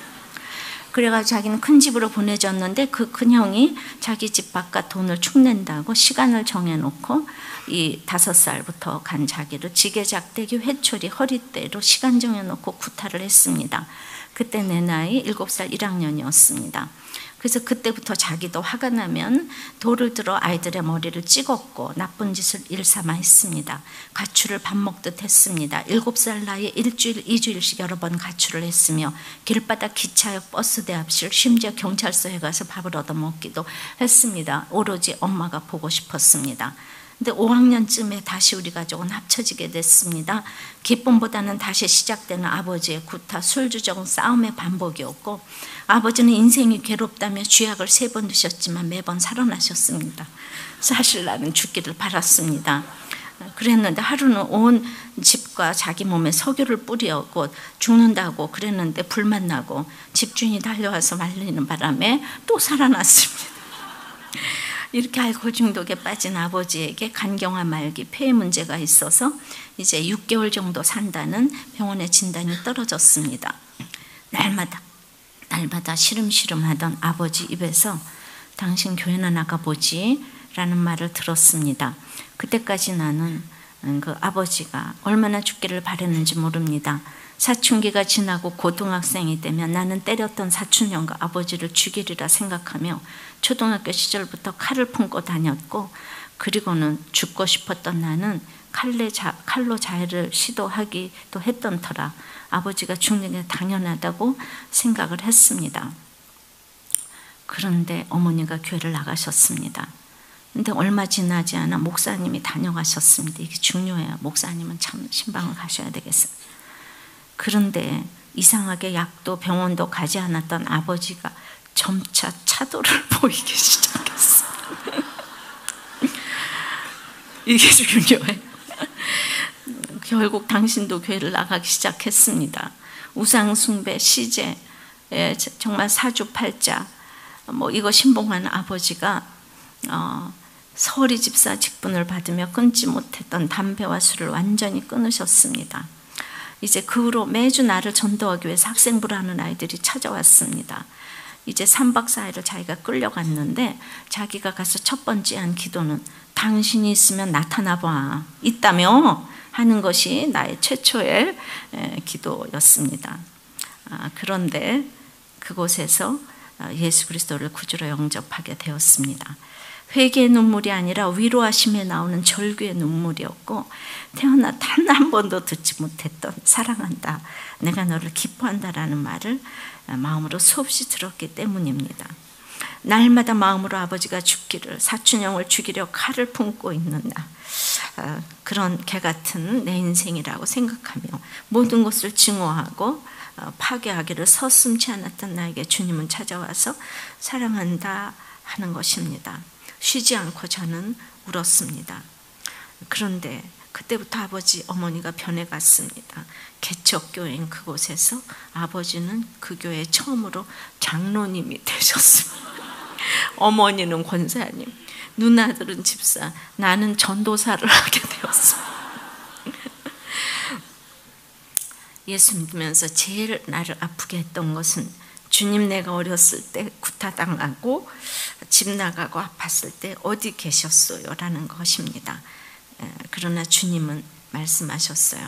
내가 너와 함께 그곳에 있었노라. 이렇게 인생의 과거의 문제가 해결되고 미래의 사명을 주셔서 가야 할 길을 알게 하신 주님께 감사드립니다. 선교사로 가서 힘들지 않았냐는 질문을 자주 받습니다. 그러나 그때마다 나의 대답은 늘 간단 명료했습니다.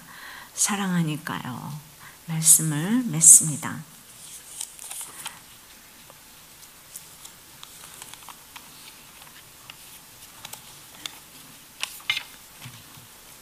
소명의 자리에 하나님의 뜻으로 부르심 받은 자리는 어디 있습니까?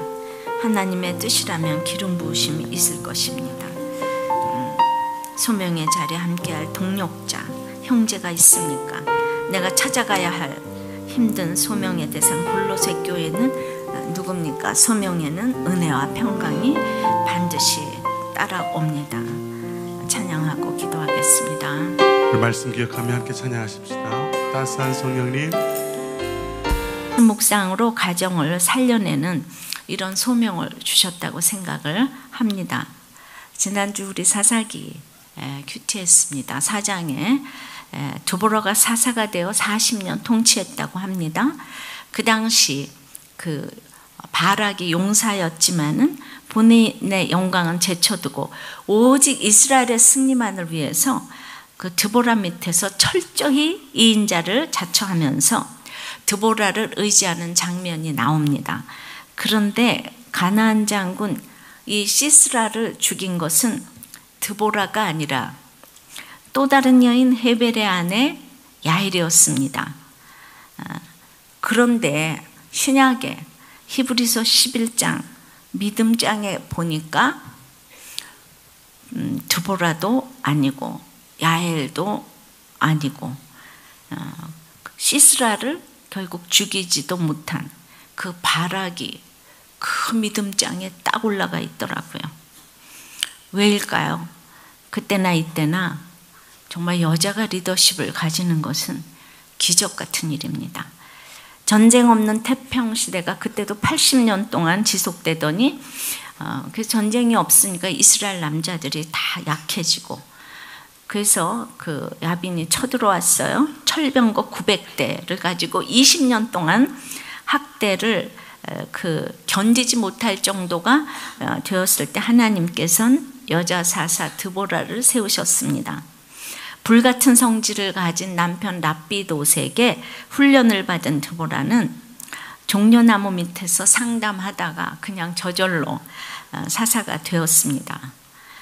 군대 10,000명을 동원할 수 있는 능력자이며 용사인 바락이 철저하게 드보라를 사사라 세우고 거기에 순종했기에 이제 성경에 그 이름이 올라가지 성경에 다 올라갔지만 믿음장에 올라가지 않았나 싶습니다. 우리나라를 보아도 그렇습니다. 6.25 전쟁 시대를 지나 지금 태평 시대가 이어지니 남자들은 약해지고 이제 음란으로 도배를 하며 이 때문에 가정이 깨지고 여자들의 또 통곡 소리가 진동을 하고 있습니다. 그래서 저 또한 시대가 이렇게 쓰임 받을 뿐이구나 이걸 깨달았습니다. 결코 제가 남자보다 나아서가 아니라 남자들을 세우기 위해서 쓰시는 것 같습니다. 구약에서도 여성 지도자는 드보라, 미리암, 훌다 아주 극소수입니다. 제가 목회한다고 해서 제 생각에는 그 여성들이 모두 나가서 목회를 하고자 하는 것은 아니라고 봅니다. 여성의 역할은 남편과 자녀를 믿음의 사람으로 세우는 것이 1차적으로 보입니다. 그러므로 저를 세워주시는 목사님들은 우리들 교회든 아니든 모두 믿음장에 올라가실 줄 믿습니다. 그만큼 여성 리더십을 인정하기가 어렵기에 바락이 올라갔다고 봅니다. 우리들 교회 남성 여러분도 여성 리더십을 인정하셨기에 나중에 천국 가면 저보다 상이 훨씬 크실 줄 믿습니다. 저는 그냥 화장실 옆에도 좋아요. 가기만 하면 될 것 같아요. 근데 지금도 이 여성이 힘든데 그때는 정말 이게 너무 힘든 일인 거예요. 예. 여자는 뭐 숫자로 치지도 아니하고 버려도 그냥 뭐 물건도 안 되고 이런 시절에 드보라를 세우려니까 정말 바락이 그렇게 세워주지 않았으면 그건 어림도 없는 일이었겠다는 생각이 드는 거예요. 그래서 그게 거의 불가능한 일이었기에 드보라도 또 야엘도 아닌 시스라를 죽이지도 못해 용사지만은 죽이지를 못했어요. 바락이 찬란하게 믿음장에 올라갔다고 생각합니다. 제가 큐티를 하면서 이런 것이 말씀으로 해석되기 때문에 제 주제를 알게 되는 것입니다. 말씀이 흥황하니 늘 제 갈 길을 알려주신다고 생각합니다. 그래서 바로 이 일이 우리들 교회의 소명입니다. 남자들을 세우고 가정을 세우고, 그래서 저는 우리들 교회여 영원하라 뭐 이런 얘기는 안 하겠습니다. 왜냐하면 남자들이 또 세워져야 하니까요. 그냥 시대적으로 그냥 하나님이 저를 잠깐 쓰신다고 생각을 해요. 어떤 것 하나도 하나님의 뜻이 아니면 해서도 안 되고, 뜻이면 어떤 일도 해야 합니다. 가정이나 교회나 나라나 이런 각자의 소명이 있습니다. 적용해 보십시오. 하나님의 뜻으로 부르심 받은 자리는 어디입니까? 하나님의 뜻이라면 기름 부으심이 있을 것입니다. 그 자리가 힘들다면 소명을 다시 생각해 보시기 바랍니다. 소명하면 우리 굉장히 지금 이제 어려운데 하나님께 부르심 받고 또 소명의 자리로 가고, 거의 구원과 동의어라고 생각하면 되겠습니다. 두 번째는 그래서 소명에는 동역자가 있습니다. 첫 번째는 하나님의 뜻이라고 했어요. 또 동역자가 있다고 했습니다. 다시 읽습니다. 하나님의 뜻으로 말미암아 그리스도 예수의 사도된 바울과 형제 디모데는 진정한 소명이라면 형제라 부를 수 있는 동역자를 허락하십니다.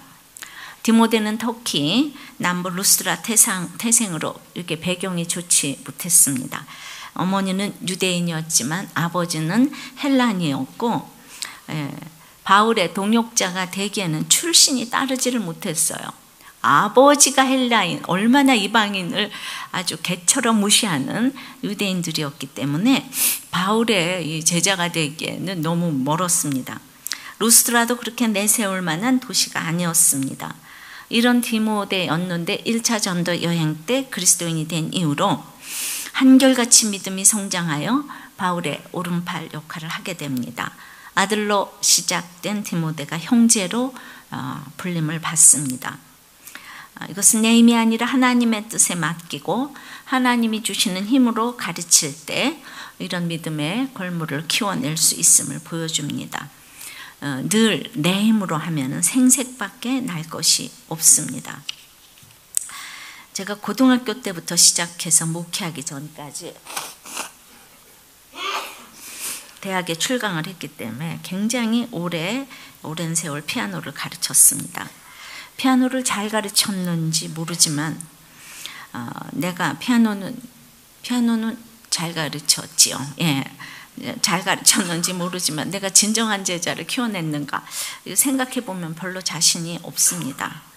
다 여자 제자들이어서 그런지 모르겠는데 그 많은 학생을 가르쳤어도 스승의 날에 뭐 한두 명 제자 전화를 할까 말까 그럽니다. 전적으로 제 삶의 결론이라고 생각합니다. 근데 돈을 적게 받건 많이 받건 이게 돈 받고 가르쳤기 때문에 그것이 결론이 아닌가 하는 생각이 듭니다. 근데 성경을 가르치면서 돈을 받지 않아도 이렇게 기쁜 일이 있다는 것을 알게 되었습니다. 돈을 하나도 안 받고 가르치는데 하루 종일 떠들어도 기뻤습니다. 이것이 소명입니다. 자기의 재능과 이 소명 다릅니다. 은사라고도 할 수 있는데 진짜 은사는 십자가를 통과해야 고통을 겪어봐야 자기의 은사, 소명이 나타나는 것 같아요. 성경을 가르치고 믿음으로 양육했던 학생들은 찾아온 학생도 있지만은 찾아오지 않는 학생도 많지만은 그래도 잊지 않고 찾아옵니다. 어떤 때는 저를 보기만 해도 그냥 눈물을 흘리고 마치 엄마를 본 듯해 합니다. 그래서 집회를 가보면 가난 때문에 부모와 이렇게 불화 때문에 공고함을 받고 말씀을 들으러 왔던 아이들은 저보다 지금 더 훌륭한 적용을 하면서 그 말씀을 이렇게 살아내고 있는 아이들을 이렇게 종종 만납니다. 또 우리 교회 일꾼이 된 것을 소명으로 여기고 교회와 저의 목회를 섬기고 있는 제자도 있습니다. 이제 그 아이들이 이제 저와 함께 늙어가며 저의 동력자 또한 그리스도 예수의 사도이며 하나님의 동력자로 섬기고 있는 모습에 감사할 뿐입니다. 사실 제 고난이 얼마나 세면 피아노 선생을 내려놓을 수 있었겠습니까? 돈이나 잘 받고 편안하게 잘 살다가 갈 수도 있었죠. 이건 특별히 우리 부모님 또 남편 다 돌아가신 뒤에 저는 이렇게 학교에 나갈 수 있었기 때문에 교회도 알맞게 나가서 성가대 반주도 하면 알맞게 다들 칭송할 테고 그냥 충분히 그렇게 살아도 되는데 어떤 고통이나 어려움이 예상되면 그 일을 안 하는 것이 상식입니다. 그러나 교회의 사역은 역설적입니다. 고통과 어려움이 예상된다 해서 사역을 회피하면 교회는 그 자체로 고통과 어려움에 직면하게 됩니다. 그 교회는 병이 들어서 성장을 멈춘 식물과 같다고 필립 얀시가 말했습니다. 우리는 예배에 대해서 사무엘의 결론을 들었습니다. 결국 다윗 때문에 우리 모두 수많은 눈물을 흘렸습니다. 사역에서 섬세함이란 아주 단순하게 말해 다른 누군가의 고통에 대해 마음의 결을 맞추는 것이라고 합니다. 그것은 다른 사람의 눈물을 먹는다는 뜻입니다. 눈물을 먹는다는 것은 눈물을 직접 흘리는 사람에게는 물론이려니와 그 눈물을 닦아주는 사람에게도 유익합니다. 이 사역은 예배 공동체인 교회에서 끊임없이 이루어져야 합니다. 우리들 교회가 성도 수도 많아지고 규모도 커졌습니다. 이런 때일수록 한결같은 모습으로 사역의 섬세함을 유지해야 한다고 생각을 합니다. 사무엘 상하의 긴 대장정을 마치고 하나님께서 우리들에게 어떤 말씀을 하기 원하실까 이렇게 묵상을 했습니다. 제가 초심을 잃진 않았는가. 그 교회 개척 초기에 처음 전했던 이 골로새서를 다시 펴보았습니다. 그래서 오히려 그때가 더 뜨겁지 않았을까 싶었지만 감사하게도 그때나 지금이나 크게 달라진 것은 없는 것 같습니다. 굳이 찾는다면 사역의 지경이 점점 더 넓어지고 있는 것이 초기와 달라진 점이라고 하겠습니다. 개척 초기에는 하나님께서 무너진 한 사람 한 사람을 독특한 방식으로 개별적으로 부르시고 세우시는 모습을 볼 수 있었습니다. 이제 하나님께서는 각 사람뿐 아니라 우리들 교회 전체에 공동체적 사명을 주시고 이에 응답하는지 아니면 내 자신, 내 가족, 우리 교회의 울타리 안에서 안주하며 우리끼리만 좋아하는 것은 아닌지 지켜보고 계시다고 생각이 듭니다. 지난주 설교 때 저의 고백처럼 여기까지 온 것은 제 자신으로서는 은혜라고밖에 말할 수 없습니다. 뭐 그때나 이때나 개인적으로는 늘 여기까지만 해도 충분하다 이렇게 생각이 되는데 사무엘이 끝나니까 그래 여기까지만 해도 난 할 일 다 했다. 충분하다. 예. 그리고 뭐 이렇게 저렇게 아프고 또 나이도 먹을 만큼 먹었고 이제 쉬고 싶다는 생각이 들었습니다. 그러나 이 오스기니스는 우리가 본향으로 갈 수 있는 것은 우리가 집으로 가는 길을 발견했기 때문이 아니고 그곳에서 줄곧 우리를 기다리고 계셨던 아버지의 부르심 때문이라고 했습니다. 길을 알기에 내가 쉬고 싶다고 쉬고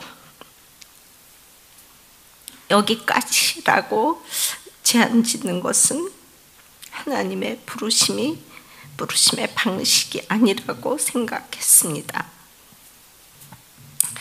포기하지 않으시고 계속 기다리셨던 아버지의 부르심처럼 생애 마지막까지 구원의 복음이 미처 전해지지 못한 그곳에 먼저 찾아가서 복음을 전하는 것이 우리들 교회를 부르신 이 소명에 응답하는 삶이 아닐까 싶습니다. 그런 의미에서 골로새서 설교를 다시 하려고 합니다. 골로새서는 에베소서와 같이 교회에 대하여 다룬 쌍둥이 서신입니다. 골로새 교회는 바울이 직접 개척한 교회는 아닙니다. 가정을 중심으로 이렇게 조그맣게 모인 그런 이제 교회였는데 금욕주의, 천사 숭배 등 우상주의적 요소와 거짓 가르침, 또 원시 영지주의 등 이단 사상 등이 거기에도 침투하게 되었습니다. 사실 이렇게 성경을 보는 우리도 흔들리는데 그 무슨 그렇게 성경이 말씀이 있었겠습니까? 그래서 초대 기독교회는 굉장히 이단 때문에 전체가 서신서가 이단을 주의하라 그 얘기입니다. 한마디로 우리들 교회도 그렇게 외골수록 큐티하지 마, 하나만 보지 마, 예수에도 다른 게 있다니까 이거 그래서 종교적 혼합주의에 물들게 되었습니다. 개척자 에바브라는 이 사실을 옥중에 갇혀 있는 바울에게 보고했고, 바울은 지금 감옥에서도 지금 옥중서신이라고 하죠, 그죠? 내가 옥중에서도 다른 사람을 이렇게 전도할 수 있는 거기까지 가는 사람이 소명받은 사람이 아닌가 싶습니다.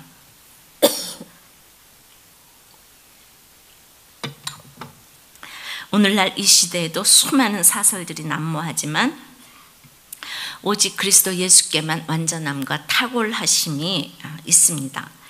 고난이 해결되어서 아니면 고난이 너무 오래 지속되어 신앙을 유지하기 어려운 분들이 계십니까? 그런 우리에게도 하나님의 부르신 뜻이 있습니다. 우리는 교회를 통하여 완전하신 그리스도 예수를 알아야 하고 교회 밖 세상에 이 예수를 전해야 합니다. 오늘 본문 말씀 골로새서 1장 1절서부터 2절까지를 살펴보며 나와 우리들 교회에 그 주신 공동체적 소명에 대해서 생각을 해보려고 합니다. 자, 소명에는 하나님의 뜻이 있습니다. 1절입니다. 하나님의 뜻으로 말미암아 그리스도 예수의 사도된 바울과 형제 디모데는 뜻이 있으신 하나님입니다. 하나님의 뜻이란 말은 하나님의 계획 속에서 한 개인에 대한 의도와 기대를 말합니다. 그것은 나를 향한 하나님의 이제 뜻이 있다는 것입니다. 바로 그 하나님의 뜻이 소명입니다. 임금이 신하에게 명령하는 것, 하나님이 우리에게 명령하는 것. 그래서 소명은 부르심으로 번역됩니다. 성경을 소명이라는 시각에서 본다면 그 메시지의 중심은 하나님이 사람들을 자기에게로 부르는 과정이라고 할 수 있습니다. 그 오스기니스가 말하기를 부른다는 것은 이름을 붙인다는 것이고, 이름을 붙인다는 것은 어떤 것을 만들거나 존재하게 한다는 뜻입니다. 그저 이름표를 불러 무언가를 확인하는 의미가 아닙니다. 어떤 것에 창조적으로 이름을 붙이고 부르는 행위는 그것을 만들어내는 것과 같습니다. 하나님이 이스라엘을 부르셨을 때 이스라엘이란 이름을 붙이셨고 그로 인해 자기 백성으로 제정하시고 창조하셨습니다. 소명이란 현재 우리의 모습 및 행위와 다 관련될 뿐 아니라 하나님의 부르심으로 장차 우리의 될 모습과도 관련됩니다. 구약에서 하나님이 이스라엘을 불러 그분의 백성이 되게 한 것 같이 신약에서 예수님도 자기 제자들을 부르셨습니다. 부르실 때는 개별적인 소명뿐만 아니라 공동체적인 그 소명도 부여하십니다. 개척 초기에 어떤 집사님 가정에 우리들 교회를 놓고 기도하면서 보냄받은 곳이 여긴가 거긴가 이러면서 인도를 받고 오셨어요. 감사하게도 섬기던 교회에서는 주일 예배 시간에 축복하며 파송을 해주셨습니다. 그때 이 개척교회에 이렇게 이제 그 파송을 해주셔서 얼마나 감사한지 몰랐습니다. 그런 분들이 우리들 교회에 맨 처음에 여러분 계셨습니다. 그래서 참 그 빚진 자입니다. 이렇게 개인도 이렇게 소명을 받아야 되지만 우리들 교회도 이제 부르심 받은 곳이 어딘가 하나님의 소명이 있는 곳입니다. 말씀에 제가 소명을 찾기 전에 또 함께 놀던 부류는 절대로 디모데 같은 부류가 아니었습니다. 아시죠? 하지만 인생의 목적이 그것이 다가 아니라는 걸 알았기 때문에 정말 불가항력적인 은혜로 세상 행복을 추구하는 삶을 이렇게 내려놓게 하셨습니다. 인간이 잘 먹고 잘 살고 행복한 삶을 원하는 것은 전혀 잘못이 아닙니다. 그러나 이제 하나님을 제쳐놓고 우리가 추구하고자 하는 것에서 그 행복을 발견할 것이라고 생각하면 이제 그것이 오산이라는 것이죠. 이제 인생을 살아봐야 이제 그걸 알게 되는데 우리 자체가 너무 불완전하기 때문에 끊임없이 우리를 완전하게 그 만들어줄 그 무엇이 있다고 생각을 하면은요, 그것은 우리가 그냥 원하는 거 이상도 이하도 아니라는 것이. 내가 불완전하기 때문에 내가 원하는 건 다 불완전하다 이겁니다. 이게 쉽게 말하면 내가 불완전해요. 불완전한 내가 원하는 건 다 불완전하다 이렇게 아시면 됩니다. 그래서 많은 사람들이 주의를 한다고 하면서도 내가 가지지 않는 세상적 조건이 있는 스펙이나 또 뭐 함께 주의를 그런 사람과 함께 주의를 하고 싶어 합니다. 학벌이 있어야 되고 믿음의 집안이어야 하고 어느 정도 돈도 있으면 너무 좋고 영적으로 수준이 비슷하고 비슷한 사람이어야 효과적으로 주의를 할 수 있다고 생각을 합니다. 하나님은 우리를 그분의 수준에까지 끌어올려서 동역자로 부르시지 않았습니다. 그 일들을 알게 되기까지 수많은 시행착오를 겪었다고 생각합니다. 하나님께서는 더 이상 떨어질 곳도 없다고 부르짖는 내 인생의 밑바닥 수준으로 내려오셔서 나를 이끌어 주셨습니다. 사랑의 본질은 상대방의 가치와 상관없이 사랑하는 것입니다. 하나님의 사랑이 나를 그렇게 불러주셨고 더 나아가 그리스도 예수의 사도로 또 형제와 동력자로 인정해 주십니다. 바울이 디모데를 동력자로 삼았듯이 저 또한 지나면서 보니까 가시적으로도 지금 인생의 이제 하프타임을 훨씬 넘어선 이때에 참 어렸을 때부터 큐티를 했지만은 지금 내 옆에서 이렇게 가장 이렇게 지근거리에 섬긴 우리 사역자들을 보면 힘들고 정말 너무나 어려운 환경을 거친 분들이 이렇게 동역자가 되고 있는 것을 보게 됩니다. 참 결론은 이런 것이구나. 진짜 어디나 바울에게 디모데가 있듯이 그래서 이런 과정을 이렇게 다 거쳤습니다. 요즘에는 정말 안지나서나 교회를 생각하게 되니까 교회 얘기를 같이 기쁘게 나누고 슬퍼하고 이제 이런 것이 가장 즐겁습니다. 바울은 다소시 출신의 가말리엘 문화생의 로마 시민권을 가진 지금으로 말하면 유력한 집안의 대단한 스펙을 가진 사람이었습니다. 이렇게 대단했던 사람이 친척 친구들 다 어디로 가고 끝까지 그와 함께 예수님을 부르짖은 사람은 내세울 곳 없는 디모데, 천막 만드는 브루스길라 아굴라가 목을 내놓겠다고 했었어요. 바울을 위해서.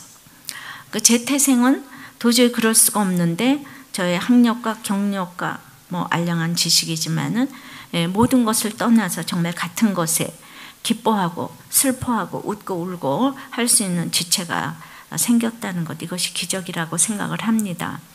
그동안에도 많이 있었지만은 진짜 모든 것을 갖추고 서로 기뻐하고 슬퍼하기는 참 이제 힘들다는 것을 수많은 사역을 통해서 이렇게 깨닫게 됩니다. 하여튼 여러분들이 저를 보면서 기적 이렇게 생각하시면 됩니다. 저 김양재 목사는 기적, 정말 제 가치관이 그렇게 달라졌습니다. 제가 생각할 때 정말 제가 어떻게 이렇게 달라졌나 적용해 보십시오. 소명의 자리에 함께할 동력자, 형제가 있습니까? 있다면 누굽니까? 이렇게 바울처럼 하나님의 뜻으로 소명을 받고 디모데 같은 동력자가 생기면 지경이 넓어지고 힘을 얻어서 2절 말씀처럼 골로새 같은 교회로 나가게 됩니다. 자, 세 번째는 그래서 소명에는 차별이 없습니다. 그러니까 디모데도 차별이 없지만 그 더 지경이 한 사람에게 차별이 없는 사람이 골로새 교회 같이 이렇게 공동체적으로 또 차별 없는 그 교회를 찾아가는 것입니다. 2절입니다. 골로새에 있는 성도들 곧 그리스도 안에서 신실한 형제들에게 편지하노니, 자, 골로새 교회는 어떤 교회입니까? 터키 서남쪽 리쿠스 계곡에 위치하고 있는데 에베소에서는 160km 정도 떨어진 브리기아 지방에 있었습니다. 자연 경관이 뛰어났고 아주 비옥한 곳이었습니다. 우리가 잘 아는 라오디게아 교회가 거기서 19km 떨어져 있었고 히에라볼리는 21km가 이제 떨어진 그런 자리에 위치하고 있었습니다. 처음에는 이 도시, 세 도시가 같이 성장을 했습니다. 그런데 교회 역사학자 유세비우스에 의하면은 AD 60년, 61년경에 가공할 만한 지진이 골로새 지방을 덮쳤다고 합니다. 그래서 그 라오디게아, 히에라볼리로 이주를 하고 졸지에 골로새 교회는 삼류로 이렇게 삼류 도시로 이렇게 전락을 했습니다. 이렇게 보통 이제 힘들어지면은 그 신흥 이단들이 판을 칩니다. 내 힘든 환경을 잊어버리고 싶어서 대부분 기복이나 이단으로 가게 되어 있습니다. 현실을 직면하기 싫어합니다. 씀씀이를 줄이고 열심히 사는 거 이런 거 아주 하기 싫어합니다. 나의 명예를 잃기 싫고 내가 그러려면 아주 죽는다. 그래서 직면하기 싫어서 그래도 내가 누군데 이 세상에서 회복되는 걸 바라보면서 다 이상한 이단에 이렇게 빠지게 되는 것입니다. 저는 진짜 하나님께 택함 받은 사람은 절대로 이단에 가지 않는다고 생각합니다. 다 욕심 때문에 가는 것이라고 생각합니다.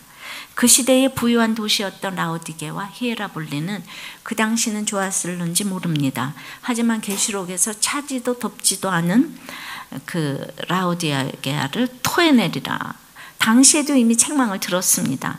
근데 골로새 교회는 지진으로 갑자기 삼류 도시가 되었지만은 힘들었기 때문에 확대가 많음으로 부르짖어서 간절히 하나님을 사모하게 되어서 2000년이 지난 지금 성경에서 언급하는 교회가 되었습니다. 그래서 소명이 있다면 디모데 같은 사람, 골로새 같은 교회 같은 사람을 찾아가서 차별 없이 전하고 또 가르쳐야 합니다. 우리가 남에게까지 갈 거 뭐 있겠습니까? 당장 내 자녀부터 차별을 합니다. 아들, 딸을 출가시킨 어떤 부인에게 이웃이 물었습니다. 따님은 어떤 사람하고 결혼했나요? 물었더니 아주 눈물까지 글썽거리면서 너무 좋은 사이를 얻었어요. 우리 사위는 딸이 늦게까지 자도 아무 소리 안 하고 혼자 밥 챙겨 먹고 나가고 딸이 외출도 자유롭게 한다지 뭡니까? 게다가 저녁마다 외식을 한대요. 너무 좋은 사위를 얻었어요. 그래서 그 이웃이 그러세요. 그럼 며느님은 어떤 며느님을 얻으셨나요? 그랬더니 신경질을 팍 내면서 말도 마세요. 생각만 해도 불쾌해요. 며느리가 얼마나 게으르고 사치스러운지 아침마다 늦잠 자고 밖에 안 나가는 날이 없고 집에서 밥하기 귀찮다고 한 달에 한 번씩이나 외식을 한다지 뭡니까? 한 번, 한 달에 한 번. 예, 그 자기 딸은 매일. 예, 그래서 그 아들 딸을 그러면서 가정교육을 그따위로 시킨 사돈댁이 정말 한심하지 뭡니까? 그러니까 아들 딸을 놓고도 이렇게 차별을 합니다. 며느리 사위도 내 자식인데 전혀 다른 입장에서 차별을 합니다. 이게 죄인 줄도 모르고 자식도 이런 식으로 이제 차별을 하고 교육을 시킵니다. 여러분은 어떻습니까? 예. 저는 이렇게 사위를 징계했는데 제가 차별해서 저도 차별해서 징계했을